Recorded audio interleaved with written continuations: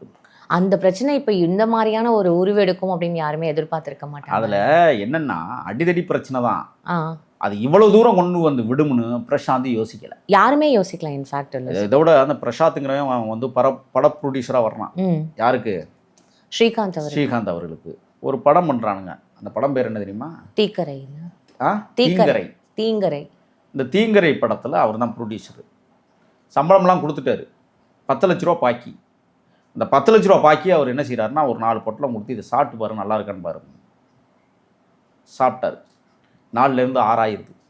6க்கு அப்புறம் இவரே கேட்டுறாரு. அவன் என்ன பண்ணுறான்? ஒரு பொட்டலம் எவ்வளவு? 1 கிராம் 12,000. கரைச்சி அவன் பொட்டலமாக கொடுத்து கரைச்சிட்டான் 10 லட்சத்தையும். முடிஞ்சு போச்சா?